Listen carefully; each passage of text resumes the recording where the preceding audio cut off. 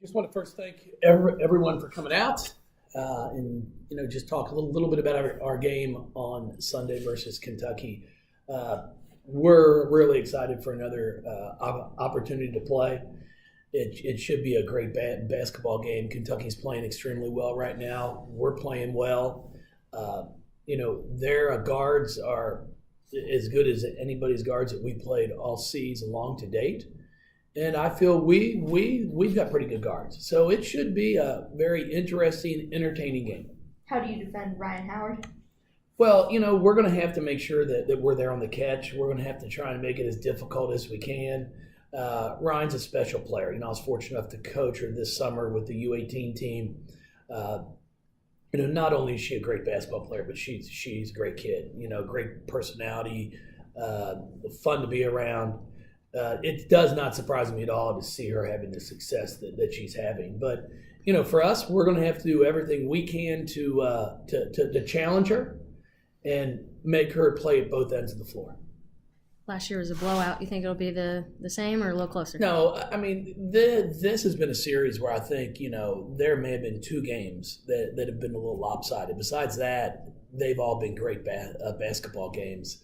I said it on the radio, and I haven't had a chance to go back and look yet, but of all of our sports here at Kentucky and Louisville, I don't know if anybody else has had games where at least this is going on our 12th year, I'd say 10 of them, both teams have been ranked.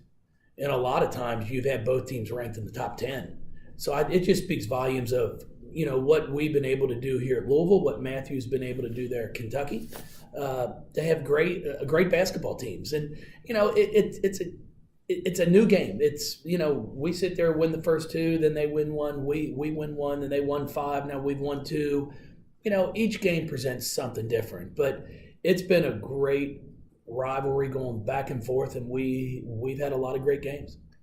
They force a lot of turnovers. You've harped on your team before for not taking care of the ball enough. Is that going to be the main key on Sunday? Well, we're going to have to take care of it for sure. I expect an up-tempo game from both teams. We'll try to press at times. We'll try to get the tempo going in our favor. I know they like to play fast. Rebounding, I think, is going to be very, very important. I think rebounding as much as value in the basketball. So we're going to have to do a great job of blocking their guards out. Taylor Murray especially has done an outstanding job this season for them on the glass. And then we have to attack the score. It's one thing that we've been working on, and we've done a pretty good job so far to date, is you can't just be satisfied with breaking the press. You've got to try to attack at the score.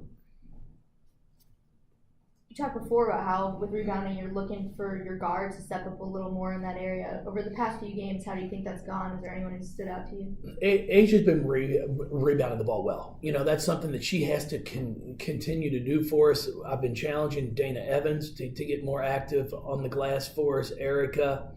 It's going to be one where it's going to take everybody on our team. Everybody's got to be focused and do their job. And that's one thing that we've continued to talk about is, in order for us to be successful as a team, everybody's got to be ready to do their job. How's Kylie's knee coming along? You know what? She said she's feeling better. It's just going to be one of those where you manage the pain throughout the year. I'm sure she'll play on Sunday. We're going to, it'll be two more days here. We'll go light in practice, figure out how she's feeling. Hopefully she'll be set to play on Sunday. And then we've got about 6 days off before we play again next Saturday. So, I'll be shocked if she's not out there playing. Do you think the way Kylie and Bianca have been playing, has that surprised you? And if not, do you think it surprised some of your opponents? Well, I think it surprised a lot of people. We've seen Kylie and B play extremely well in practice, and they've had their moments throughout their career. Kylie's always shown the ability to shoot the three and spread the floor. Now she's being a little more effective in the post. She's really working on a little hook shot. She's rebounding the ball a lot better. B is the one I think that's really, she's been consistent. And for us, losing Maisha, I knew our success is going to depend a lot on how our post play. As good as Asia Durr is and Dana and Eric and our guards have been playing, you've got to have some post productivity if you want to go deep in March. As they say, guards win, and you have to have great guards. But if you don't have some posts that can score, eventually your guards can get worn down, and you can figure out how to stop some people. So I'm really happy with how B and Kylie and Sam have been playing, and we're going to continue to need those three. I was going to ask from Tuesday, what did you learn about your coaching staff and your team while you kind of stayed subdued to the back? Well, it was great. It was a ball game, and I've got a ton of respect for Kevin at UT Martin. I think they do an outstanding job, and from having watched their games, I wasn't expecting us to get out to such a big lead. So I was kind of hoping in a way that Steph might have to call timeout or two, just to get the feel for when to make that call. But I thought they all did a great job. They talked to the kids before the game. They went through the game plan. They did everything in the locker room. And then when we got out there on the floor, I actually enjoyed it because I was able to sit in the middle of them and actually have discussions that I normally don't have because I've got to be watching the game from a different vantage point. But I thought Steph and Sam Purcell and Sam Williams did a great job. And that's, just give them a little true feel for what it's going to be like that first round NCAA tournament game. What were some of those discussions? Like, what did you learn from those discussions that maybe you wouldn't seen before? Well, just being able to sit there in the middle of the players and get an idea of how they watch a game and try to teach them how to watch a game. Instead of just always watching the ball, watch who you're going to be defending. Watch how they come off of ball screens. Watch how they guard. I always challenge them. I think there's – and it's not just our players. I think fans in general, if you let a 4-minute stretch of the game go by and then you said, okay, how have we scored? And they look up at the scoreboard and say, it's 10-0. Now, they might know Asia Durr has 2 threes. But if I said then, okay, how did they get those threes? Now it's a whole new ballgame because now you've got to actually pay attention to how you're scoring. And that's the challenge that I'm putting in front of all of our players. Because as soon as you can learn that, your basketball game is going to improve. Because instead of worrying just to score, now you're reading a defense. You're starting to find out, okay, how can I get open? And that's what the great players do. So it was fun to sit there and talk to them and try to explain to them a new way to look at the game. Shows you what kind of press you have here that notices these things. It's wonderful. It's great. We were actually discussing it. No, biggest question was, how hard was it to sit for that long? You know what? It went bad. You didn't think about jumping up? No, I wanted them to do it. And then, when you jump out to such a big lead, it didn't. Yeah, no disrespect, but yeah, it kind of made things a little like, okay. But I have all the confidence in the world in Steph and Sam. I mean, there's no doubt they're three of the best in this business.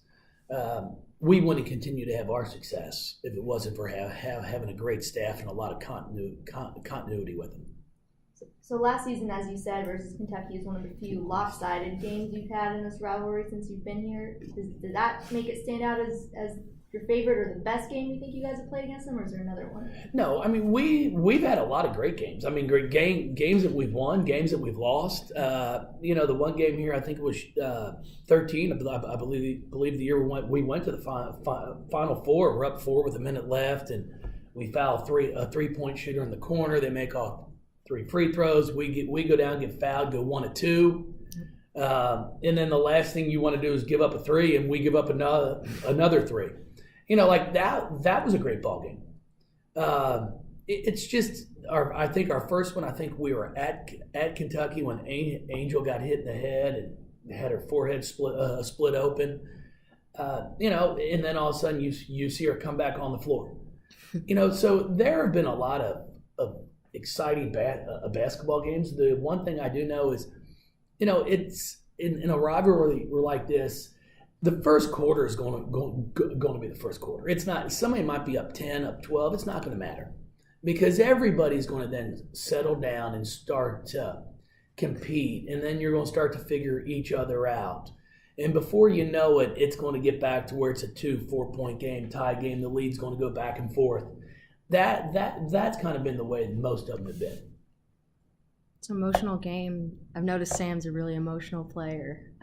Do you talk to her about her emotions in the game? No, I mean she understands what she has to do. She understands what the importance of her being on the floor, being able to go on to the next play. Mm-hmm. You can't get caught up into the moment because right now she needs to be on the floor. And I can't afford to take you out for 4 or 5 minutes because you're all worked up or you're mad about something. Like, you've got to be able to just flip to the next play and go on.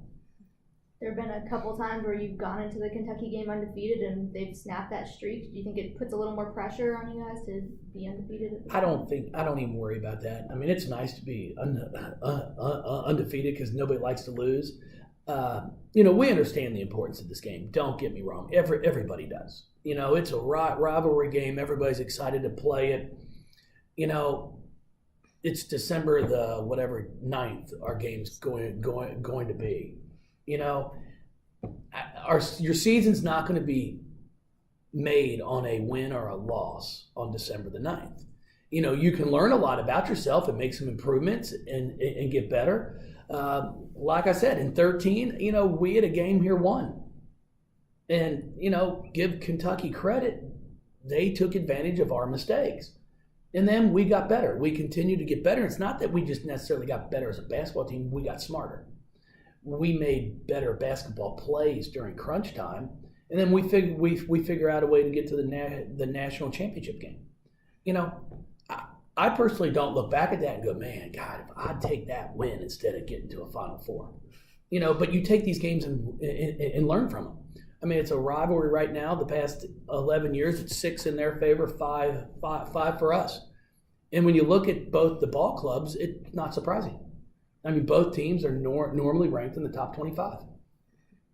Is there a game this season that you really learned the most about your team? I thought our Arizona State game to date was one because it was a game that we really challenged our post players because Arizona State's post game is as good as anyone that we faced up to this point.